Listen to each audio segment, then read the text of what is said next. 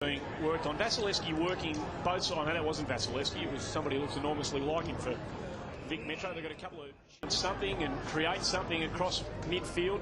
Moss was clever as he is. He's an excellent player, the number one for Western Australia.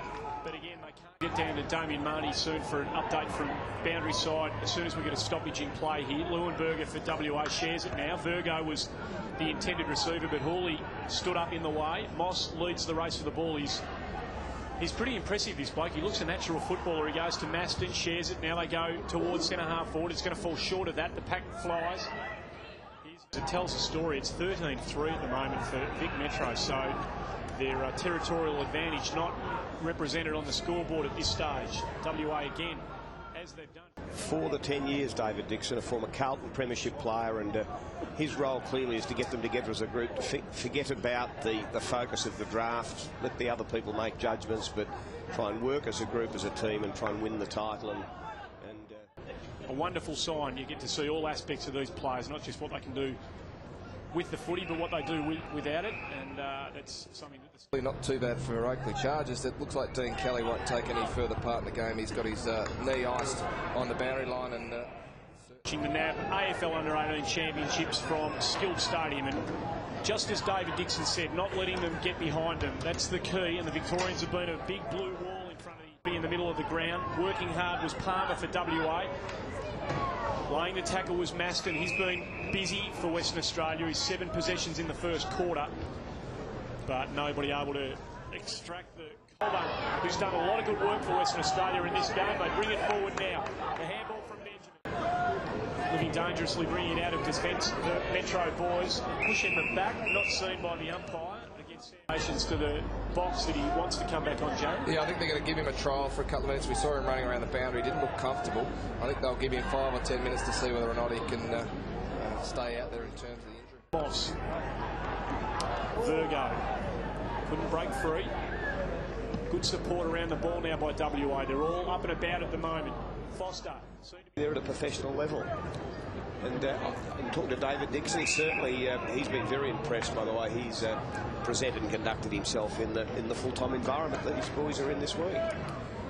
Free kick being paid here to Masten, who is just a competitive footballer, this bloke. He's been all about. He's had 11 possessions, 6 handball received, yet to get on the scoreboard, but a couple of clearances, and he looks a footballer.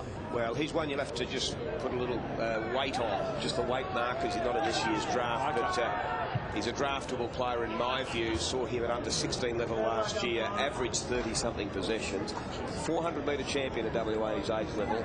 So he's got the real motor to play in the midfield. Just keeps linking up, working hard, very coachable young fella. He captained the Australian under-17s in the 3rd test against the Irish earlier this year, and had a very good series overall.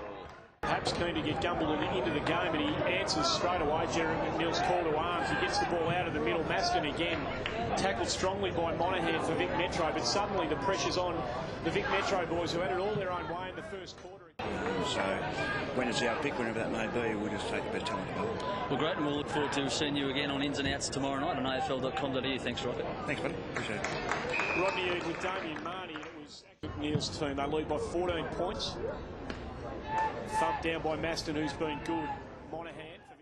Yeah, and started at the centre of the ground today, and just one of 6 or 7 running players that has got a fair bit of the footy and provided stacks of opportunities in the second quarter for the Sandgravers. Does that sometimes work against the young players? We might talk about that in a minute as WA launch from outside 50. Gives it a beautiful kick. Gee, they knew it's not going to be cleared for long. Cracker, poor handball, but Masten does good work to regather. Then he pops the ball up. Session get up for Vic Metro, falls to ground. Dawes, who's done a lot of hard work, he stands up in the tackle, he shares it with Monahan. Monahan goes back now, shares it with Varsamarcus, he's tackled, WA turn, but he keeps getting it. Mackenzie for WA, goes inboard to Masten, who uncharacteristically fumbles and then's tackled, and that has to be a free kick. Robert Gray had him set up and he laid the tackle. Jared, I know you're looking for him to come back on the ground. You're sending some positive thoughts down to the young man. Oh, yeah, he's in terrific nick. Hoisted high. Foster's come up the ground. Couldn't get his hands to ball. Masten does well.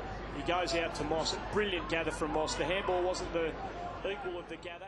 Zaleski back on the ground. Moving okay there, Andy. He's moving nicely now. Masten. 20 seconds to get something on the board here. They must move it quickly. Masten. They're being held up here nicely by Vic Metro. And time starts to tick away. Dangerously goes across the ground. Very dangerously. Cruz is standing in the empty hole. Jetta goes looking for Moss again. Masten runs upfield, pushing up, presents, wins the footy, wheels around onto his right boot, goes in board. Morton takes his second mark for the turn. Able to do so. West Australia need to find a way through here. Masten goes over the top. Shares it with Colburn. He goes coming up. He goes short to Masten, who's had plenty of it as well. Possession number 21 for Masten. He drives it towards centre half forward. Leuenberger in front. Allen keeps him out. Leuenberger's done some good. Shares it with Palmer. Back to Dick.